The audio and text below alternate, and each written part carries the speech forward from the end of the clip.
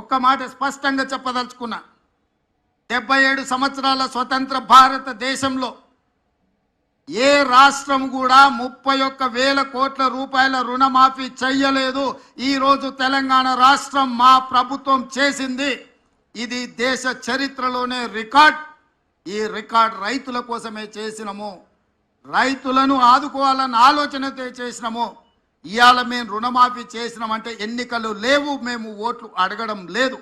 ఎన్నికలు ఉన్నప్పుడు ఓట్లు అడిగినప్పుడు రాజకీయ పార్టీలు ఇట్లాంటి నిర్ణయాలు చేస్తాయి తప్ప రాజకీయ ప్రయోజనం లేకుండా రైతు ప్రయోజనం కోసం ఎప్పుడు జరగలే.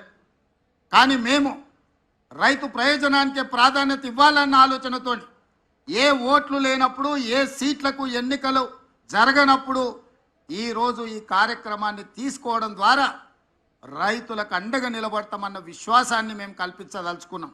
ఈరోజు ఇంత మంచి కార్యక్రమాన్ని ఆలస్యం చేయొద్దు. 2 వారాలు కూడా పూర్తి కాలే.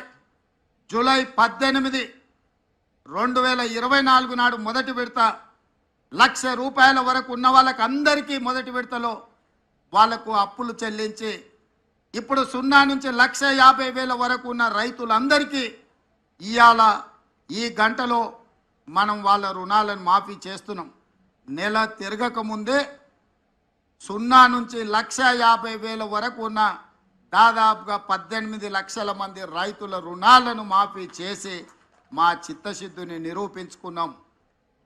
ఇక 0 నుంచి 2 లక్షల వరకు ఉన్న రైతు రుణమాఫీని ఆగస్టు నెలలో చేసి ఆగస్టు నెల రైతులకు దేశానికి ఎట్లయితే స్వతంత్రం వచ్చిందో, పరాయి పీడనలో విముక్తి కలిగిందో, బ్యాంకుల నుంచి అప్పు రుణ విముక్తులను చేసి స్వేచ్ఛ జీవులను రైతులను చెయ్యాలనేదే మా ఆలోచన.